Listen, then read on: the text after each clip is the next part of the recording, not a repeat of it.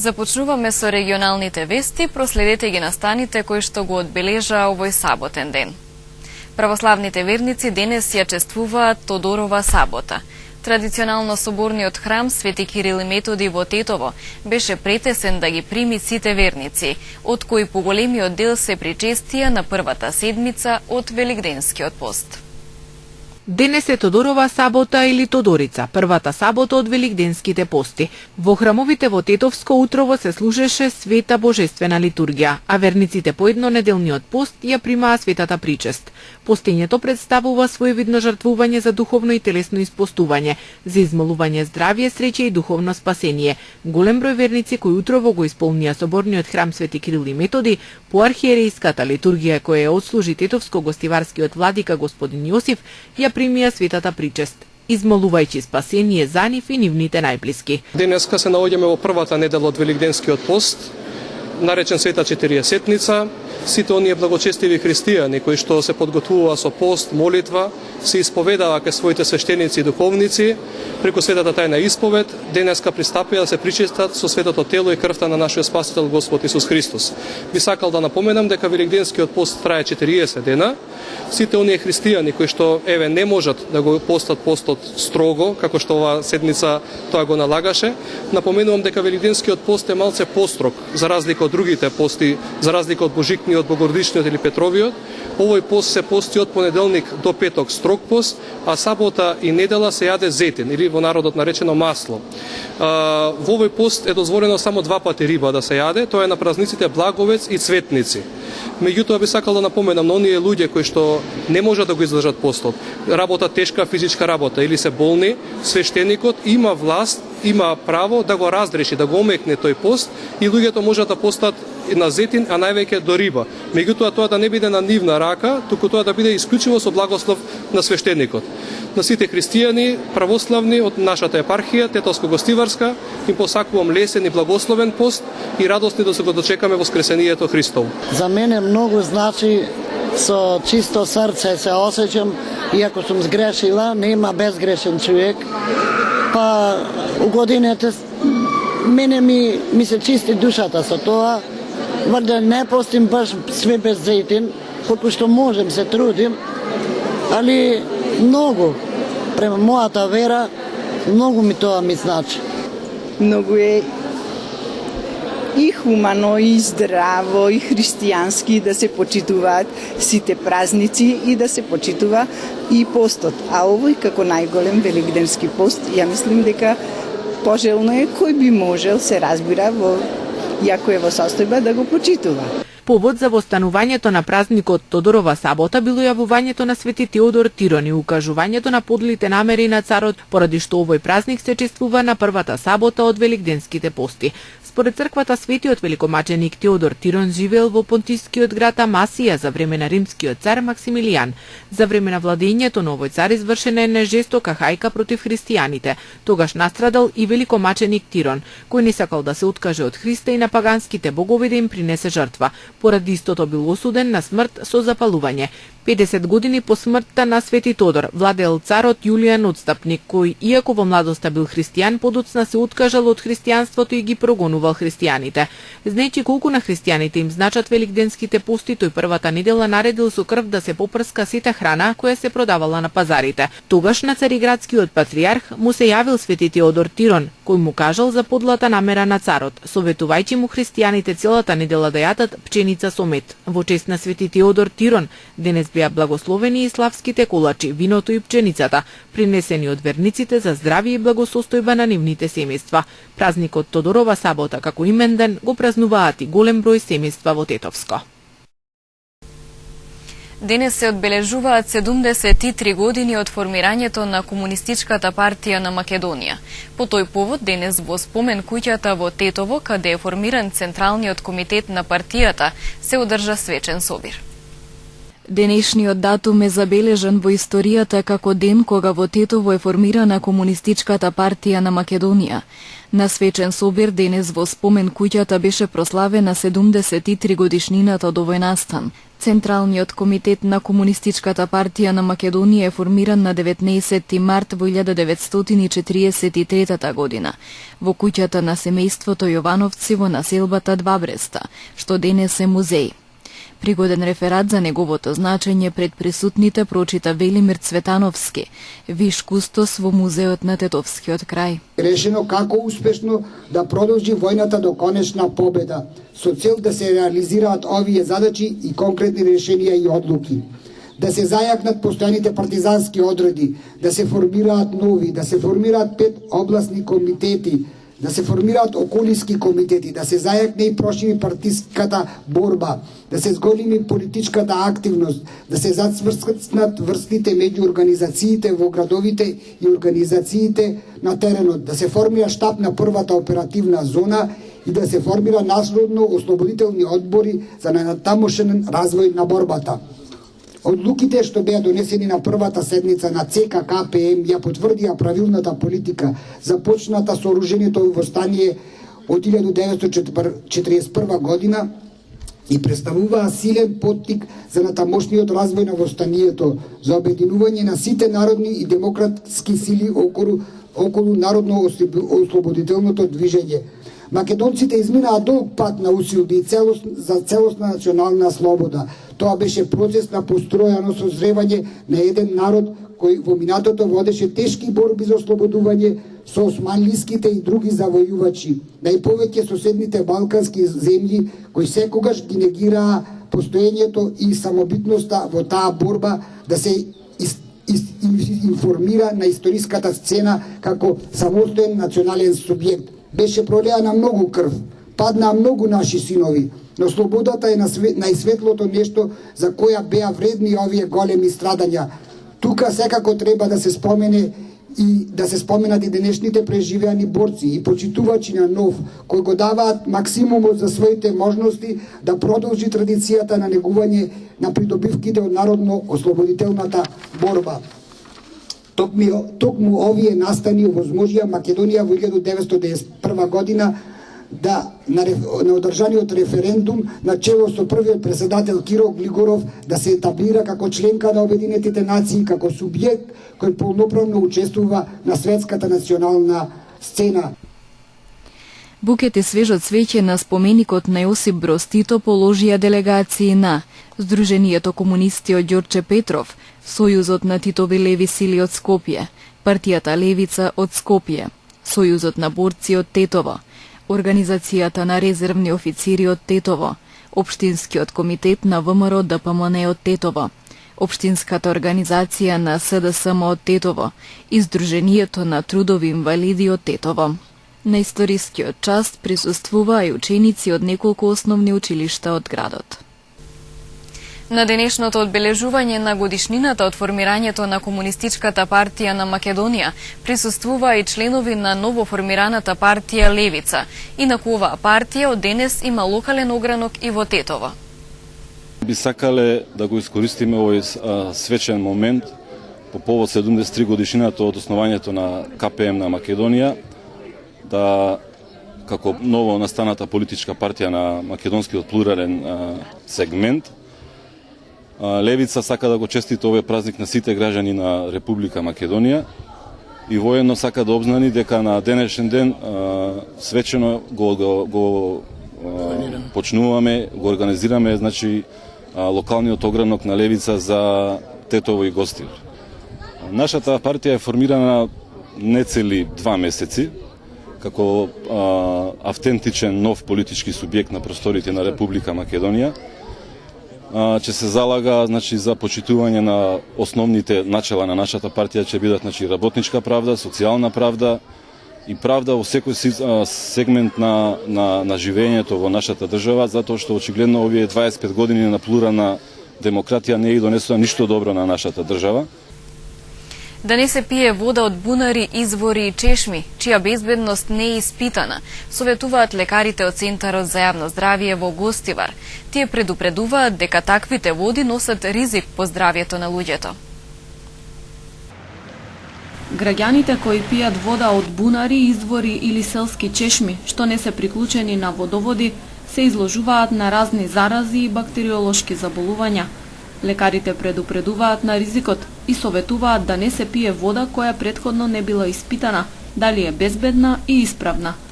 Анализите на водата од водоводните мрежи во градот и селата се вршат редовно во гостиварското одделение на Центарот за јавно здравје, но водата од приватни бунари и чешми, што не се дел од водоводен систем, се испитува на барање од собственикот или корисникот. Секоја вода која не е испитана не треба да се користи, така да оние луѓе што имаат приватни води, приватни бунари, треба да ја испитаат водата. Ние сме надлежни, сите оние јавни водоводи кои се за населението ги испитуваме, меѓутоа сите кои имаат приватни бунари треба да ги испитуваат водите за пиење. Значи, тие треба кај нас да се обат. Значи, Центар за јавно здравје, тоа подршно да достават само барање, значи доставуваат барање до кај нас. Наша екипа, пошто водата сепак стручно треба да се земе, наша екипа оди на терен, се испитува прво, се врши увид и правилно се земаат примероци за вода за пиење во тие посуди што треба да се земаат. Пошто за микробиолошка посуда треба стерилни флаши да се земаат, во стерилни флаши и на правилен начин да се зема водата за пиење. Не постои податок колкав процент на населението во Гостиварско користи ризична вода од неиспитани извори, но стручните лица оценуваат дека бројката не е за занемарување со оглед на навиките и традициите. За среќа во службите на Центарот за јавно здравје во Гостивар изминатиот период не се евидентирани пациенти со болести причинети од загадена вода. Скијачите немаа многу прилики за скијање на Попова шапка во текот на јануари и февруари. Овој месец ситуацијата е подобрена, откако наврна околу половина метар снег.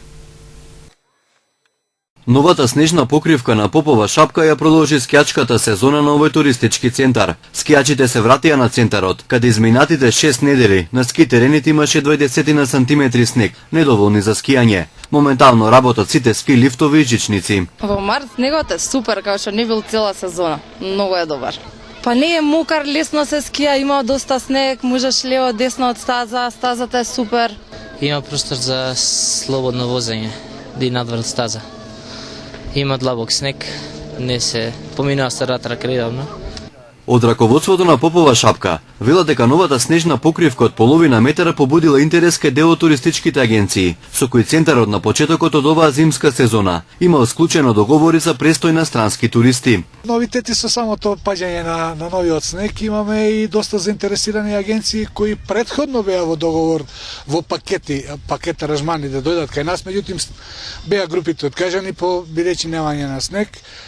Така да во преговори сме и имаме најава од една маđarска компанија која ни најави дека ќе дојдат за еден викенд да не посетат, за да работат и што повеќе групи да направат за следната година. Скијачите велат дека Попова шапка со природните предуслови каде постојат терени за слободно скијање, но и патеки како за почетници, така и за професионалци. Има многу што да им понуди и на домашните и на странските туристи, но недостасува потребната инфраструктура. Хотелите и ски лифтовите во скијачкиот центар се стари половина век. Огромен потенцијал има, значи, планината. Жалосно е само малку да се искористи све тоа. Да, инфраструктурата е устари најголемиот проблем, другото е добро. Треба за цели паши на поголем капацитет. Тросет или четворосет. Владата веќе неколку години најавува дека Попова шапка со која стопанисува државната компанија Елем ќе прерасне во модерен скијачки центар, каде се планира да се изгради модерна шестоседна жичарница, голем паркинг простор и нови хотели, но на терен досега ништо не е реализирано. Механизацијата редовно го чисти патниот правец во Попова шапка, но и за време на оваа продолжена скијачка сезона, возачите се соочуваат со недостиг од паркинг простор на центарот.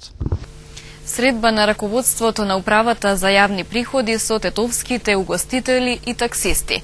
Се разговараше за проблемите со кои се соочува бизнис заедницата при исполнување на даночните обврски. Со кои проблеми се соочуваат членовите на бизнис заедницата при исполнување на нивните даночни обврски? Ова беше само една од темите на кои раководството од управата за јавни приходи разговараше со тетовските угостители и таксистите. Целта на ваквите средби е да се стимулира интерактивен пристап. Денеска сме во работна посета на Тетово и Тетовскиот регион. Основна цел е да преку директни контакти со бизнис заедницата се запознаеме со нивните проблеми, се со цел да ја унапредиме соработката помеѓу управата за јавни приходи и бизнис заедницата. Тоа е во функција на една нова филозофија која што сакаме да ја промовираме, а тоа е концептот на доброволна усогласеност, на доброволна даночна усогласеност, меѓутоа исто така една од основните цели е да се стимулира еден интерактивен пристап во кој што заедно со даночните обврзници, со компаниите ќе разговараме директно за сите отворени прашања поврзани со нашето работење. Во моментов сме собрани да реализираме состанок со угостителите од овој дел, а потоа ќе имаме исто така таков состанок и со такси превозниците во Тетово. Управата за јавни приходи и регионалните дирекции се отворени за соработка со даночните обврзници во насока на доброволна даночна усогласеност. Основната цел или основната филозофија во работењето на управата за јавни приходи кон која што треба да се стреми е доброволната усогласеност, преку која што сите даночни обврзници кои што треба да ги третираме како клиенти ќе бидат едуцирани во насока на тоа како на поедноставен начин да ги исполнат своите законски обврски. Сите оние нејасноти кои што ги имаат поврзано со даноците кои што се во надлежност на управата за јавни приходи, ние настојуваме да им ги одговориме и преку овакви директни средби, меѓутоа исто така и преку нашите регионални дирекции кои што се распространети на територијата на Република Македонија. Со средби од ваков тип од управата за јавни приходи ќе продолжат и во иднина.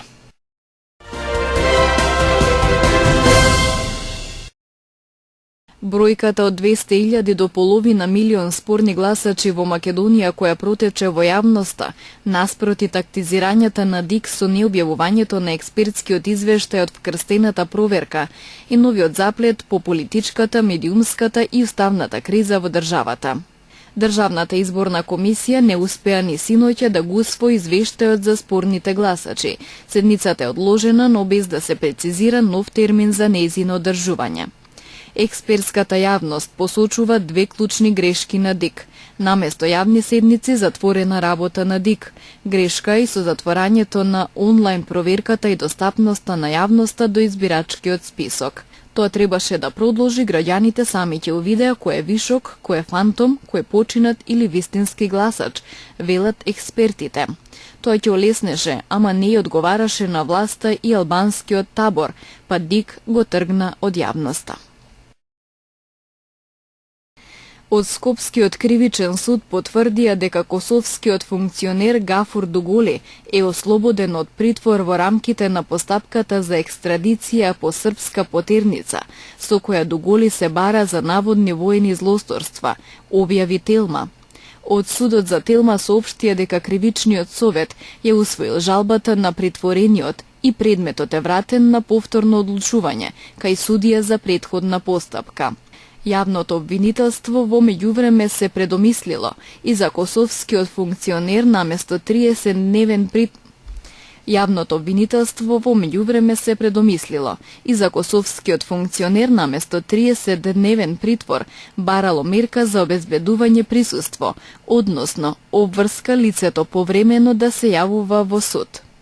Судот го прифатил тој предлог и сега му е наложено на Дуголи повремено да се јавува во кривичниот суд. На 86 годишна возраст синоќа во Скопје почина актерот Ацо Јовановски, бард на македонското глумиште. Јовановски стана дел од првата генерација дипломирани актери, чија актерска кариера започна веднаш по дипломирањето во Македонскиот народен театар. По 13 години поминати таму и по Скопскиот земјотрес. Тој е еден од малобројната група која преминува од МНТ, формирајќи го драмскиот театар, каде ќе го помине остатокот од долгата и плодна театарска кариера до неговото пензионирање. Публиката ќе го памети по улогата на Досе во Бегалка, која станува една од неговите заштитни улоги. Следуваат долго патување во ноќта, каде ја играше улогата на Едмонд, беше принцот во Пепелашка, турчинот во Манде, Третелјов во Галеб. Јовановски играше во над 60 филмови во поранешна Југославија и во Македонија. Според неговите актерски остварувања може да се окарактеризира како актер кој успешно и подеднакво се снаоѓа во толкувањето на улоги во комедии, историски драми и филмови со современа тематика. За нив има добиено многу награди, за животно дело, за улоги и еден орден за труд. Тој е единствениот македонски актер кој заедно со Петре Прличко ја има добиено наградата Славица. Прекарот снагата, според легендите, го добил зашто во младоста бил исклучително слаб, тенок и висок, а се правел важен во расправи и во боемските дискусии. За Скопјан Јацо снагата ќе остане урбана легенда, голем уметник, градски господин, шегаџија, боем, човек од народот кој за својата работа ги доби највисоките признанија. Покрај незаборавните улоги, тој остави генерации одлични актери зад себе. Ќерката Силвија Стојановска, со незините млади, а веќе истакнати ќерки, глумиците Јана и Јана Стојановски.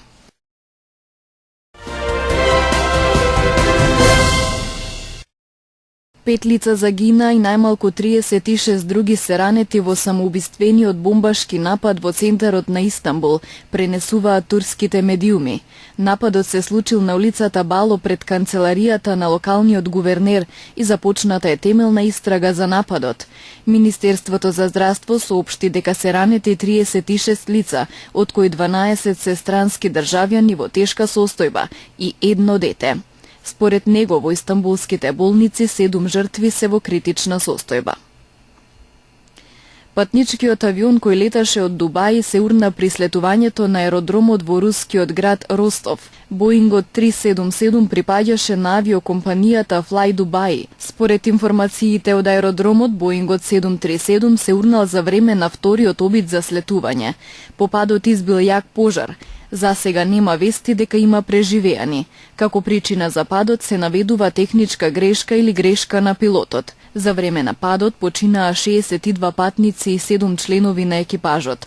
Сите патници се државјани на Русија, а екипажот на авионот имал странско потекло. Според информациите, пожарот кој избил по падот е изгаснат, а аеродромот бил затворен до 6 часот наутро по московско време. Осомничениот обвинет за вмешаност во терористичките напади во Париз во ноември, кога загинаа 130 луѓе, е префрлен од белгиската болница и наскоро се очекува да биде испратен во Франција. Осомничениот Салах Абдеслам беше денеска испрашуван од белгиската полиција, еден ден откако беше приведен во полициската рација. Белгискиот обвинител изјави дека Абдеслам почнал да разговара со белгиската полиција и дека тоа може да ја одложи неговата екстрадиција, но порано или подоцна тој ќе биде екстрадиран во Франција, рече обвинителот Ерик Ван дер Сипт. Францускиот министер за внатрешни работи Бернард Казаневе изјави дека апсењето на Абдеслам и 4 други осомничени е голем удар на мрежата на групата на Исламската држава, која оперира во Европа. Само еден од осомничените за нападите во Париз, Мохамед Абрини, останува на слобода. Поранешниот председател на Либерално-демократската партија и поранешен германски министер за надворешни работи, Гидо Вестервеле, почина во петокот на 55 годишна возраст, а многу представници од политичкиот живот изразија шок и тага поради прераното заминување на истакнатиот и несекојдневен политичар.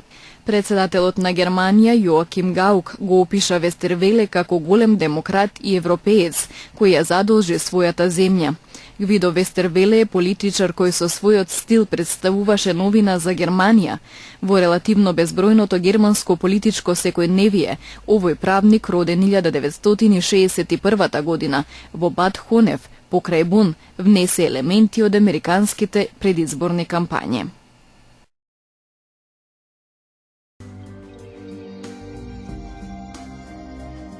Денес имавме сончево време со мала до умерена локална облачност. Дуваше умерен северен ветер. Утринската температура се движеше од -2 до 3, а дневната од 7 до 14 степени.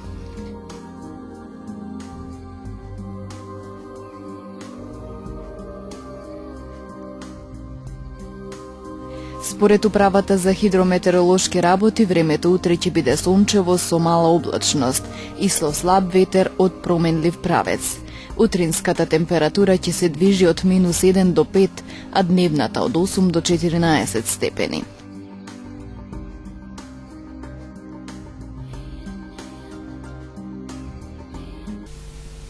Тука е крајот и на овие регионални вести. Имајте убав викенд. Пријатно.